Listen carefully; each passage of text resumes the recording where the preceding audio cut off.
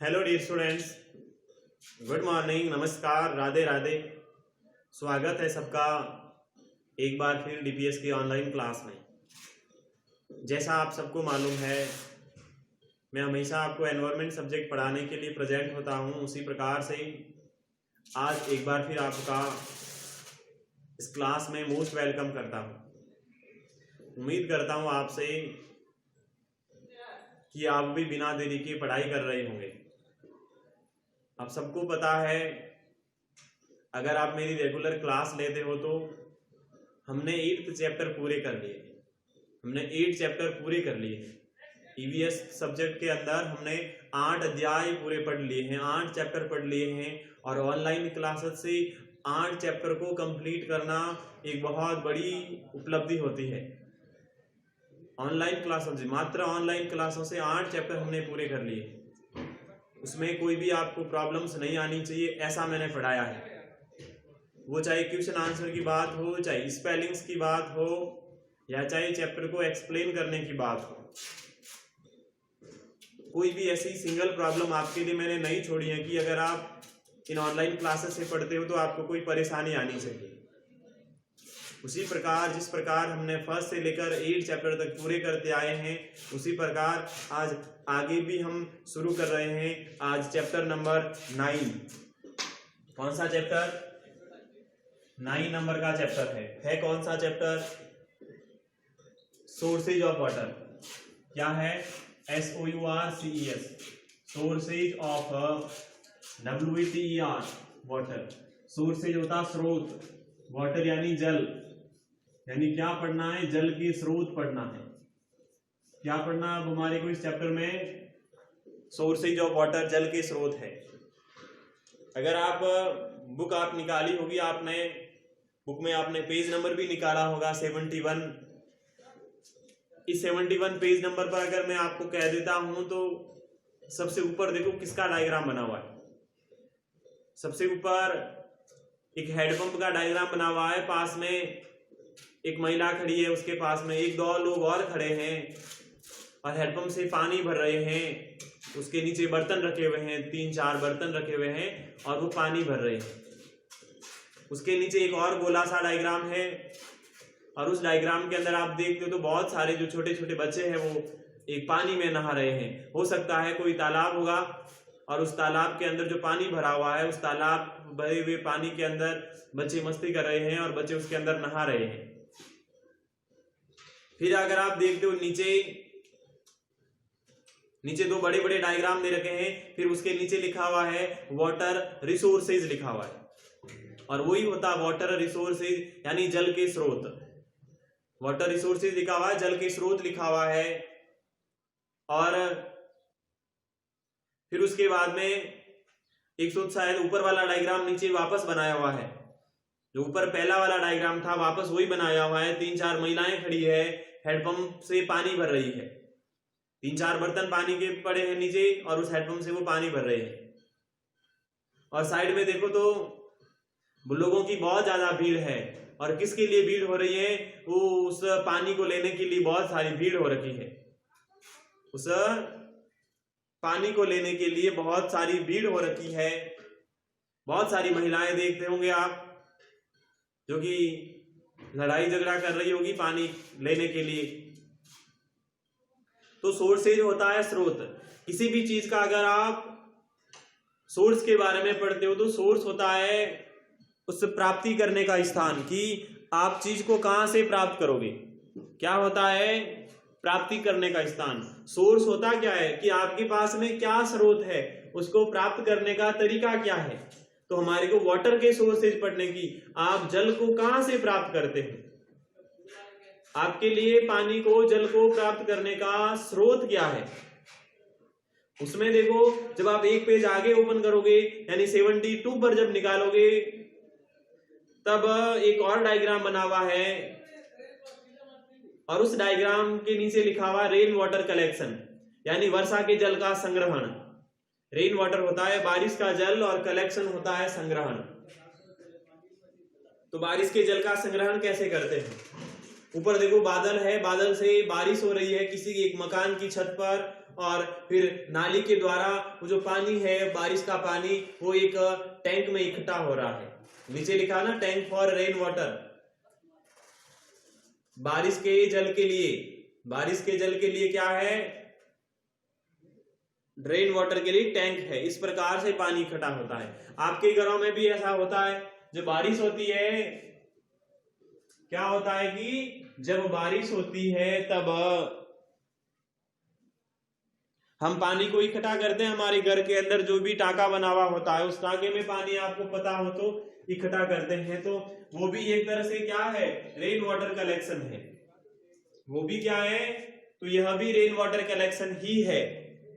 उसी प्रकार इस बुक में भी एक डायग्राम दे रखा है रेन वाटर कलेक्शन का। फिर जब आप आगे देखते हो पेज नंबर 73 पर, 73 पर भी एक डायग्राम बनाया हुआ है। और 73 पर पहला डायग्राम है, देखो बॉइलिंग, बॉइलिंग यानी उबलना होता है, पानी उबल रहा है। उसके बाद में केमिकल यानी केमिकल डाल करके, देखो एक कोई टैबलेट अंदर व्हाइट कलर की पानी में टैबलेट डाली गई है और उस टैबलेट से पानी को प्योर कर रहे हैं। फिर आगे एक और डायग्राम है जिसमें लिखा हुआ है multi stages RO filtration. Multi stage यानी कि बहुत सारे इस स्टेप में आरओ द्वारा पानी का फिल्टर होना, रिवर्स ऑस्मोसिस। आरओ होता है, उस आरओ के द्वारा पानी का फिल्टर करना। एक मशीन होती है पानी को प्योर करने की। फिर नीचे लिखा है देखो methods of purifying water. Methods यानी विधि या तरीके, प्रक्रिया। प्योरीफाइंग वाटर यानी पानी को शुद्ध करने की, वाटर को प्योर करने की क्या है, प्रक्रिया है, प्रोसेस है। जल को शुद्ध करने की प्रक्रिया, पहली विधि में पानी को उबाल करके वाटर को प्योर किया जा रहा है। दूसरे मेथड के अंदर पानी में क्लोरीन टैबलेट डाल करके पानी को प्योर किया जा रहा है। और तीसरे प्रोसेस के अंदर आरओ के द्वारा पानी को प्योर किया जा रहा है। फिर देखो आगे, जब आप पेज नंबर 74 निकालोगे तो 74 पर एक और डायग्राम आपको दे रखा है। नीचे लिखा हुआ है रामदेवराज परचा बावड़ी। क्या दे रखा है, रामदेवराज परचा बावड़ी, यानी रामदेवरा की एक बावड़ी है, परचा बावड़ी। पुराने जमाने में क्या होता था, पानी को इकट्ठा किया जाता था बावड़ियों के अंदर, और फिर उसके बाद में कुछ बावड़ियां ऐसी होती थी जिसके अंदर सीढ़ियां लगी हुई होती थी, और उस सीढ़ियों पर उतर करके उस बावड़ी में से पानी प्राप्त किया जाता था। और ये रामदेवरा की परचा बावड़ी है। फिर आगे देखोगे पेज नंबर 75 पर तो आपको ऊपर दो डायग्राम मिलेंगे। लिखा हुआ है सीन ऑफ पॉन्ड्स।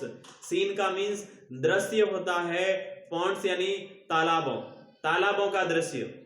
एक तालाब के अंदर तो बहुत सारे बच्चे उसके अंदर नहा रहे हैं, और एक लड़का तो देखो एक घोड़ी जो है सफेद कलर की, उस घोड़ी को भी अंदर लेके चला गया पानी में और उस घोड़ी के ऊपर बैठा है। दूसरा डायग्राम देखोगे तो बहुत सारी भैंसें जो है वो पानी में तैर रही है। दूसरे डायग्राम में क्या है, बहुत सारी भैंसें जो है वो पानी में नहा रही है, और एक लड़का, यहां पर भी कोई आप जैसा बदमाश लड़का एक भैंस पर बैठा है। आप जैसा बदमाश लड़का कोई भैंस पर बैठा है। उसके बाद में नीचे डायग्राम देखोगे तो एक माही डैम है। माही यानी उसका नाम है माही डैम, होता है बांध। एक बांध का नाम है माही बांध, जो कि कहां है, हमारे राजस्थान के बांसवाड़ा के अंदर जो माही नदी है, उस माही नदी पर बांध बनाया हुआ है, माही बांध। बांध क्यों बनाया जाता है, जो नदी का जो फास्ट फ्लोइंग वाटर होता है उसको धीमा करने के लिए, नदी का फास्ट फ्लोइंग वाटर होता है उसको धीमा करने के लिए डैम बना दिया जाता है। उस प्रकार आगे निकालोगे जब पेज नंबर 76 पर तो आपको चैप्टर कंप्लीट होता हुआ मिलेगा, और सबसे ऊपर चैप्टर रिकॉल ही दे रखा है। इस प्रकार हमारे को इस पूरे चैप्टर में पढ़ना है। क्या पढ़ना है क्या नहीं पढ़ना है, ये सारा मैंने आपको बता दिया है, ठीक है ना। मैंने सारा आपको बता दिया है कि क्या पढ़ना है और क्या नहीं पढ़ना है।